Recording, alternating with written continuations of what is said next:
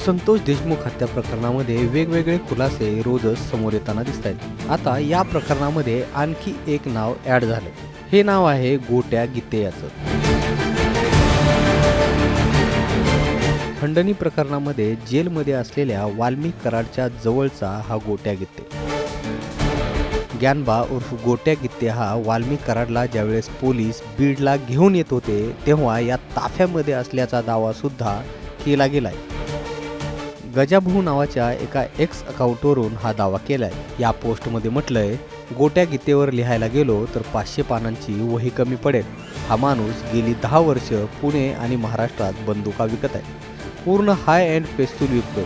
हा एका आठवड्यात जामिनावर बाहेर येतो। बीडमध्ये प्रत्येकाच्या कमरेला बंदूक असायचे काम ह्याचे आहे। हा भाई वाल्मिक कराडचा उजवा हात आहे। वाल्मिक बरोबर भरपूर गुन्ह्यात आहे।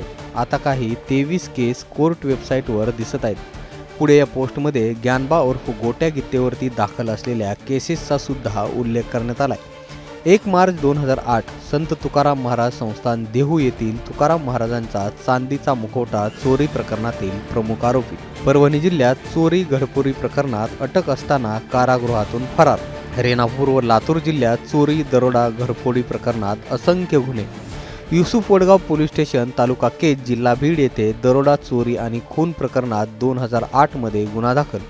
परळी शहर परळी ग्रामीण पोलीस स्टेशन अंतर्गत चोरी घरफोडीचे असंख्य गुन्हे। पिंपरी चिंचवड पोलीस आयुक्तालयाअंतर्गत स्पेशल क्राईम ब्रँचच्या टीमने आंतरराज्यात शस्त्र विक्री प्रकरणात 15 पिस्टल व 8 काडतूस आरोपीकडून जप्त केले व काळेवाडी पोलीस स्टेशनमध्ये आरोपीला ठेवले। 2016-17 मध्ये झोपडपट्टी दादा कायद्याअंतर्गत तडीपार करण्यात आले। सदरील ग्यानबा उर्फ गोट्या मारुती गित्तेवर विविध पोलीस स्टेशन अंतर्गत सुमारे 30 ते 35 घरफोड्या, चोरी, लूटमारी, दरोडा, खून, पिस्टल व कारतूस पुरवठा करणे, जीव मारण्याच्या धमक्या देणे इत्यादी गुन्हे दाखल आहेत, असं गजाभाऊ यांनी एक्स अकाउंटवरती म्हटलंय। विशेष म्हणजे ही पोस्ट राष्ट्रवादी काँग्रेस शरदचंद्र पवार पक्षाचे नेते आमदार जितेंद्र आव्हाड यांनी सुद्धा शेअर केली। आव्हाडांनी सुद्धा ही पोस्ट शेअर करताना एक खळबळजनक दावा केलाय। त्यांनी म्हटलंय, या गोट्या गित्तेने वाल्मिकनं सांगितल्याप्रमाणे बापू आंधळेला गोळी मारली। दरम्यान हा गोट्या गित्ते हा वाल्मिकच्या कॉन्वेमध्ये असल्याचा एक व्हिडिओ सुद्धा सोशल मीडियावरती व्हायरल होतोय। आता या प्रकरणी काय कारवाई होते हे पाहणं महत्त्वाचं असणार आहे। ब्युरो रिपोर्ट, मुंबई तक।